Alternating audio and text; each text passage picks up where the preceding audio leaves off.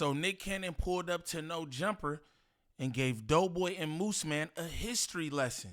I'm gonna tell you like this. I do not know why DoBoy keep trying to like drive this blackface point home. No black person is going to agree with white people using blackface. They just not, brother. They're just not. It's not the same thing as black people doing whiteface. It's a lot of history behind this. Most black people know this. I tried to explain this to DoBoy in the interview that we had, but he decided to bring this up to Nick Cannon, who is a pro-black brother. You know what I'm talking about? Why do you think that you were going to get anything other than this answer from Nick Cannon? Golly, y'all.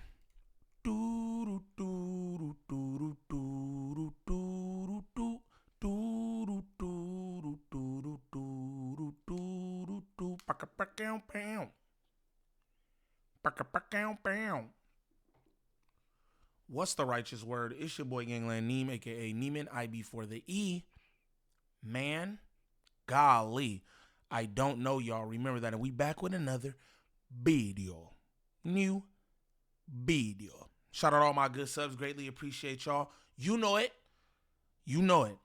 I guess Kiwi Head was filming Corn in the next room, so he left Nick Cannon to Moose Man and DoBoy. This is what I'm gonna say. This is what I mean about professionalism. They should did this on a different day when Kiwi Head could have been here to try to orchestrate this interview. All the clips that I saw from this interview, it's like DoBoy and Moose Man are eager beaver gang.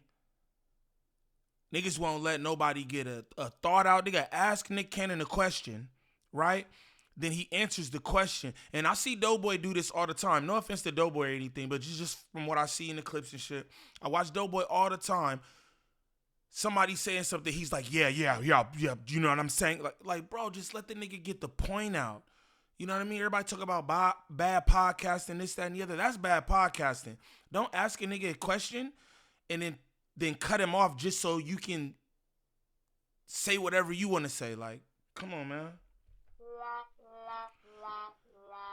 Didn't see this interview in its entirety, but I saw a few different clips from it, and it's the same thing in all the clips. I think that this interview could have used Adam 22. I'm gonna just be honest. But if this your first time to the channel, like and subscribe off the back. Off the back, don't troll me. If this your first time to the channel, shame on you. Shame on you. But we're gonna get into this. White people cannot do blackface. Period, DoBoy. Like, I don't even know what it's over. No, nigga. Shout out Nick Cannon because he said exactly what I said to DoBoy in the interview. I'm like, brother, it's just much different. And nobody's forgetting about slavery. Straight like that. But let's start the show. I have a keen eye to know talent. So even when Nick booked me back in the day, I had 200 followers on Twitter. What did you see in him? So like, how do you know how to be able to fat. We need a fat dude to make one. Then he wasn't fat no more. Huh? It's like, you gotta go, dog. You gotta go or put the pounds back on. Funny story. I got the tattooed on me, and then the next season I didn't get the call back. I'm like, Nick, what are we doing? Nah, the no jumper tat doesn't go the same way. Yeah, man. Nah, I'm real talk. Like, dude was super talented. It wasn't about his following. It wasn't about like, and the fact that, you know, he was funny and he could rap. Yeah. That's really in the Wild and Out world. That's how does somebody even with that many followers get onto Nick Cannon's radar in the first place? You auditioned, right? Funny story. Yeah. I crashed that audition. I didn't even have a real audition. Shout out to CT, Clayton Thomas. Oh, yeah. He told me where it was at. So I just showed up and I was just like, and I remember I seen you walk in. It's like one of my like watermark moments in my life. Hey, shout out DoBoy for this because sometimes you just got to get in where you fit in, man. You never know what opportunities it be there. Sometimes you just got to pop out, gang. That's fire right there.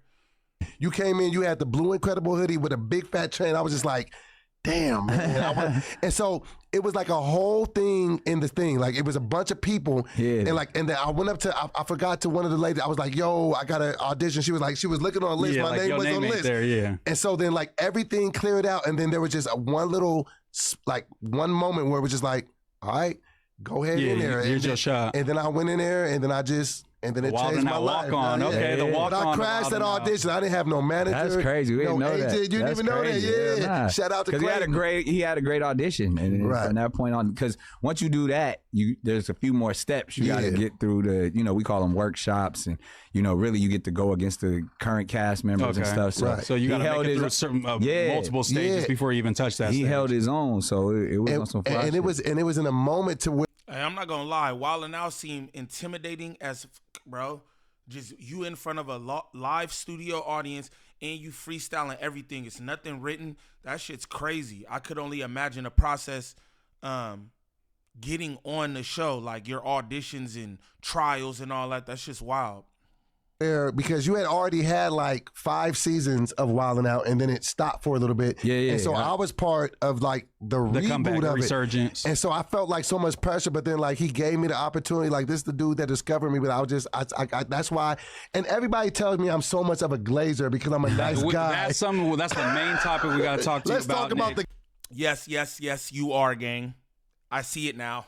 I do see it. Glazer. You got to check your homie. He's been getting crazy allegations of glazing on this podcast. They're calling me the glaze guy. That he's we used to on the Daily Cannon we called you the glaze guy. Oh, the glaze lore goes. But you know what's dope? He's instead of playing devil's advocate, he plays angel's advocate. Right.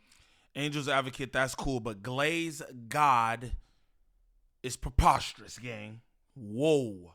Glaze God is crazy. That means you own the Krispy Kremes, gang. So where everybody else is saying, man, that or this is why he'll be like, well, nah, you ever think about this? No, that is true. And be like, all right, well, we need somebody to be on the other side. To yell at about our opinion for sure. Yeah, so he plays that position well. Yeah. And so I wanted to ask you about this because you are one of the And then the kid said he glazed good. That's wild. few people because I got called Igaboo with the J in front of it. Oh, well, what, nigga, why you just say I think he's worried about YouTube monetization purposes, maybe, but we could edit it out. And the reason why I got called that is because I said I didn't have a problem with white people doing blackface because black people do whiteface. What is your stance on that? Do you feel like white people... you talking about this and why it's different? We talked about it. You gonna make me put my turban on and we gonna get in the cannons class for a second. I had to put my kufi on for this combo, you know what I'm saying? Because you dressed up as whiteface. Yeah, but that's like... Hey, Moose, you ain't got no kufi, gang. It's things like that. We didn't need you to interject with that. That wasn't funny or nothing. You got to put your kufi on. You don't got a kufi, gang. You know what I mean? You don't got a kufi, gang. Just chill. You know what I mean? Just chill, gang.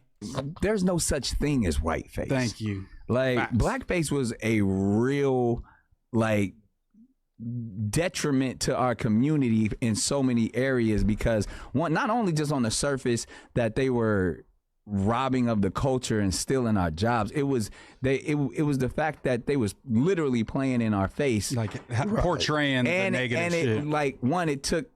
It took food out of the mouths of real black entertainers because that's what they were doing during that time, and it was like literally saying that you're less than, and there's so many still to this day, like American landmarks that were rooted in that. Like people don't even know, like Jingle Bells was like a minstrel show song. You know what I mean? And we sing it every Christmas like it's cool, and that was like some blackface. So it's like it's rooted. That's wild. And I'm gonna tell you, bro, just put me on game right here. I didn't know that Jingle Bells was a minstrel show song. I don't celebrate Christmas being I'm Muslim, but that's wild. That's crazy as hell. Meanwhile, you got blacks all across this month talking about jingle bell, jingle bell, jingle. What? What? Y'all let me know in the comments if y'all knew that because I didn't know that. You know what I'm saying? I did not know that. That's wild. I don't know the minstrel show songs and all that. That's crazy, bro. Meanwhile, niggas sing this every Christmas. Niggas had us playing in their crib, in their car during the Christmas season. You know what I'm saying? Like, that's wild. That's wild. How do people even allow that if you know that probably maybe mad people don't know, but that's wild. That's wild.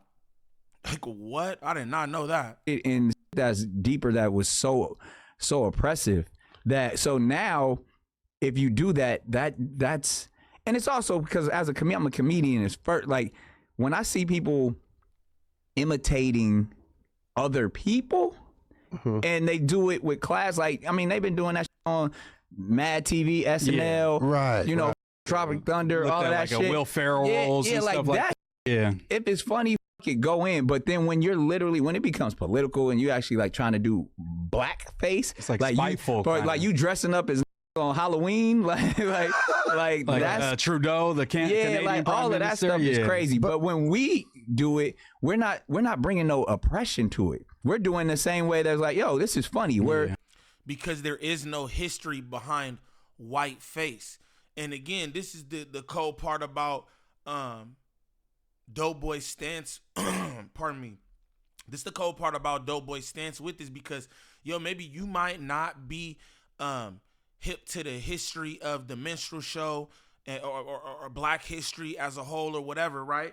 But he said he got a daughter. She was not pleased about him being called a jigaboo, right? So that would mean that your daughter understands black history. She knows the past, right? So how does she feel about this blackface argument? I'm gonna be real. The way that you feel about this blackface argument, I want to know what DoBoy daughter think. She had a problem with jigaboo. You feel me? So I'd love to hear her stance on that because that's just, come on, man. That's wild, DoBoy. That's wild.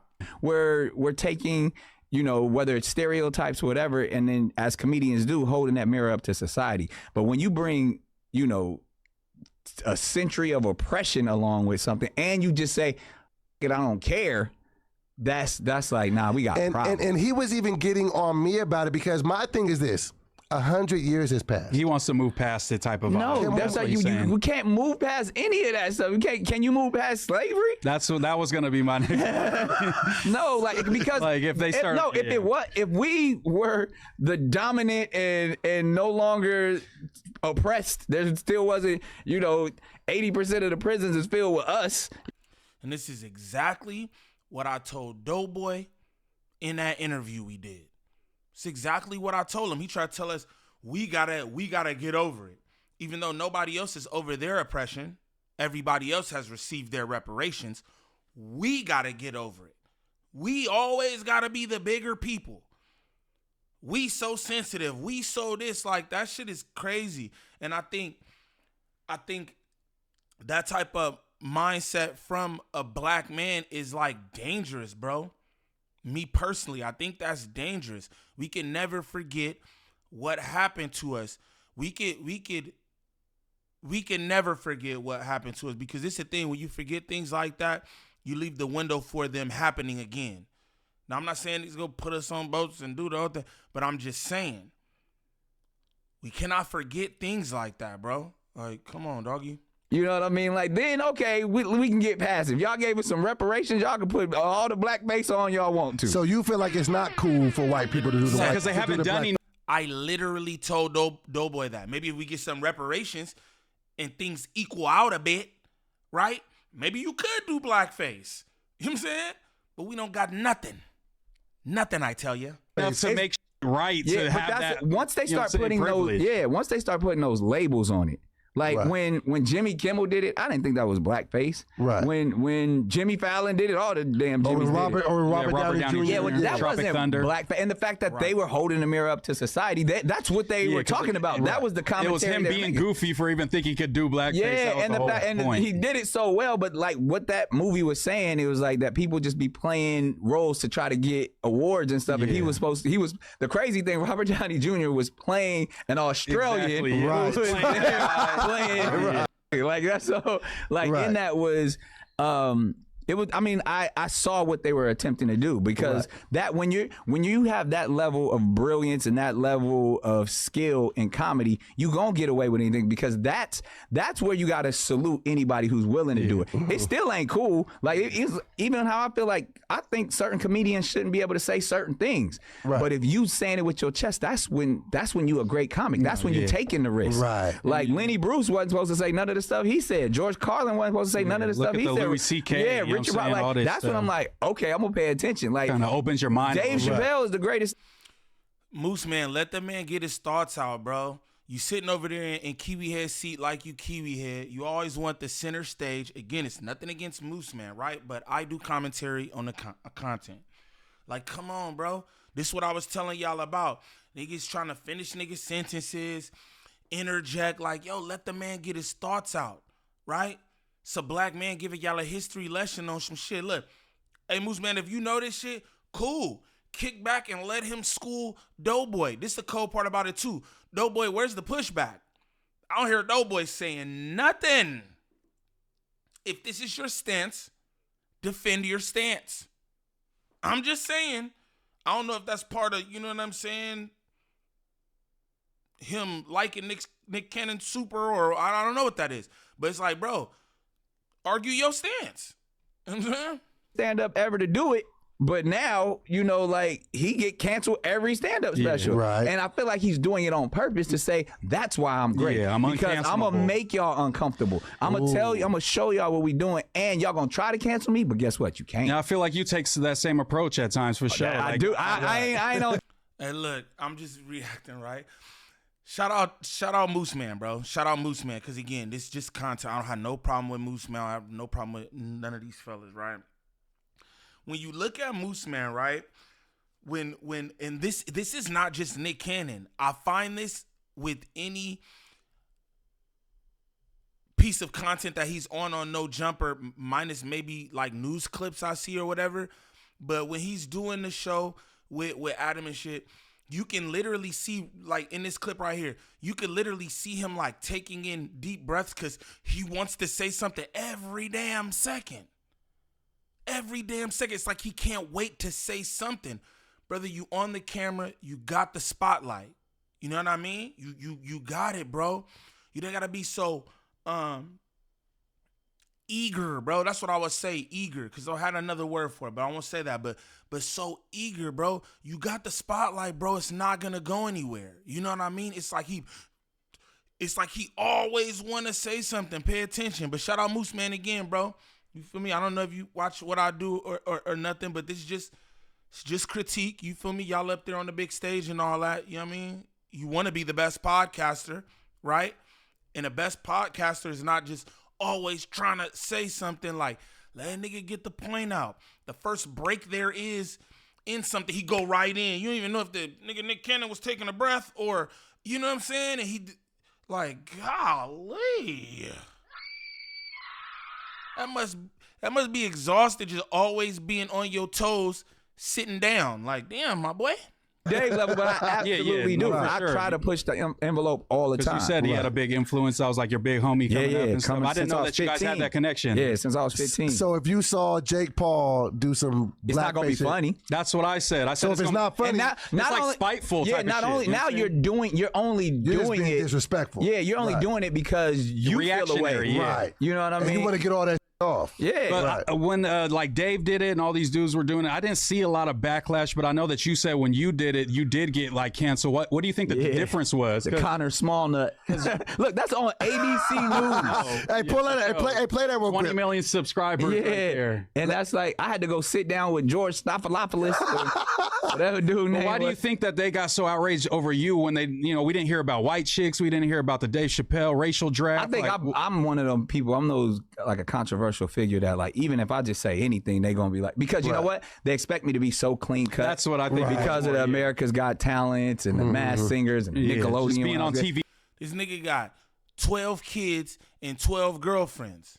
I don't know, no disrespect, and they all taken care of. He got money, we all know, but it's like, I don't know what y'all niggas expect from Nick Cannon just because he on America's Got Talent, nigga. America Got Talent, and Nick Cannon got kids and girlfriends. The fuck, nigga? Like, what? Like, I don't understand why they was tripping off that. You feel me? But let's continue.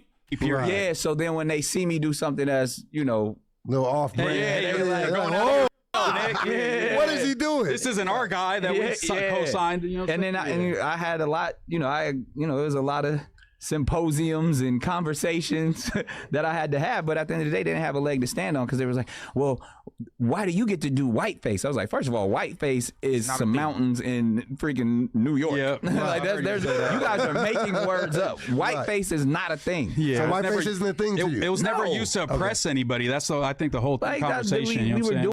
DoBoy said, so whiteface is not a thing to you. No, brother. Whiteface is not a thing at all. It's not a thing. Period. Like, it's not a thing to you. No, it's not a thing at all, brother. Doing it because we were being funny. But there's no oppression connected to when we dress up in characters as different ethnicities. But I do also feel like nobody should be allowed to dress up as someone's ethnicity just for fun. Like not an actual character. Yeah, like when I see people dress up as like Indians or, you know, Native Americans. Indian guy. Yeah, like you dressing up on, you know, Halloween, you got a sombrero on, a long ass mustache. Like that's racist. Yeah. Right. Now if you say it with your chest, like exactly. that, and don't have to, I was just playing. No, you was just playing racist. If you come out as Rey Mysterio and you a Mexican wrestler. Racist. Yeah, at least say what your chest. But there's some comedians that's they shtick. Facts. You know, they racist. And like, and it's funny. I don't know no comedians that's racist and it's funny. Me personally, I don't know. Black, white, Mexican, or other. I don't know no racist comedians like that's their whole thing. But whoop, there it is. I thought I was gonna get a lot more pushback in this clip from DoBoy, seeing as, you know what I mean? DoBoy's like, hey, pull yourself up by the bootstraps, get over slavery and oppression, even though we still deal with it today. Like, but he seemed pretty cool when Nick Cannon was kicking that shit. You know? I don't know, man. But again, shout out No Jumper for the clip. And just like, you know, real word of advice, man. You gotta let each other talk. Y'all gotta, especially the guests. Like, at the end of the day, when you have a guest on there, the guest is the vocal point of the show, right? You have them there because you want to hear their opinion on things, right? We know how DoBoy feels about shit. We know how Moose Man feels about shit. So for you, every single time somebody trying to say something, you interjecting because you gotta, and I understand like, yo, things going through your head or whatever, sit on it. Sit on it till it's a break in the conversation. But all that, having something to say every single time and nigga talking like, come on, man, like, that's not good podcasting to me. But what do I know? I sit in my mama basement and talk about y'all niggas. I don't know, man. You know what I'm saying? That's probably why y'all niggas don't like me. But I don't give a damn. Now, for anybody looking for any kind of marketing or promotion when it comes to this YouTube content creation, make sure y'all tap in with Drea the Virgo on Instagram. Again, that's Drea the Virgo on Instagram. Serious inquiries only. She working with a bunch of different content creators throughout all the sectors. She can help you with anything from views to viewer retention, thumbnails, monetization, copyright strikes, whatever it is. Make sure y'all tap in with Drea the Virgo on Instagram. But what I like y'all to do is comment down below and let me know what y'all think of this. That boy, DoBoy, gave no pushback to Nick Cannon like he did everybody else. I mean, I would have liked to see a little bit of back and forth there, but hey, it is what it is. Shout out to Nick Cannon for the brief history lesson. Again, I did not know that about Jingle Bells. You know what I'm saying? And Moose Man, just take a breath, relax. It's all good. You got the spotlight. This is what you wanted. You got it, brother. But y'all let me know how y'all feel in the comments. It's your boy Gangland Neem. Peace.